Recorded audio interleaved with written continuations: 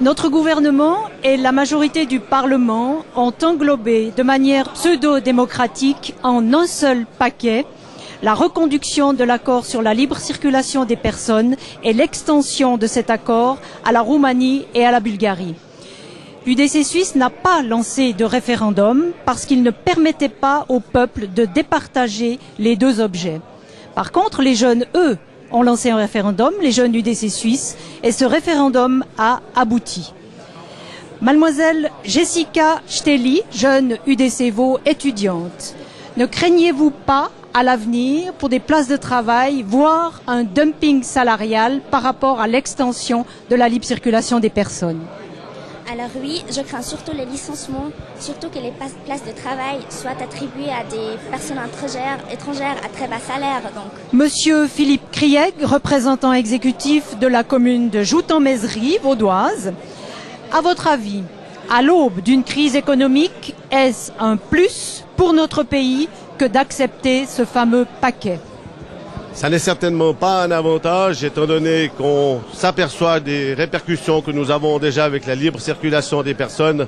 En ce qui concerne l'arc lémanique, je défendrai mon canton, puisque sur les autoroutes, aujourd'hui, nous sommes carrément envahis de personnes qui viennent de l'étranger, c'est-à-dire de la France. Alors je ne vois pas très bien comment ça va se dérouler ces prochaines opérations entre la Bulgarie et la Roumanie, qui certainement viendront un jour ou l'autre nous envahir.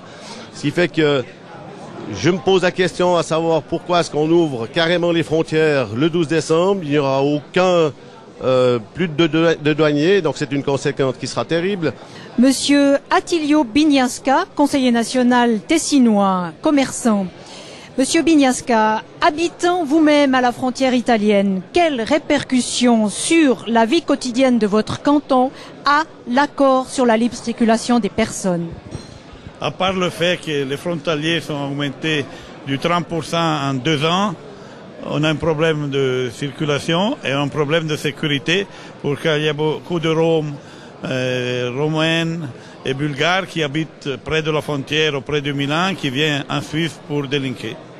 Monsieur Dominique Bettig, médecin, à votre avis, l'acceptation de l'extension de l'accord sur la libre circulation des personnes peut-elle influencer de manière négative notre système santé sociale? À mon avis, oui. C'est très dangereux à 2 niveaux. D'abord parce que c'est finalement la liberté pour certains employeurs d'utiliser une main-d'œuvre meilleur marché. Donc ça mettra les ouvriers suisses sous pression. Donc les conditions de santé risquent de se détériorer avec les risques d'arrêt maladie, de mise à l'AI, etc., ou de mise au chômage.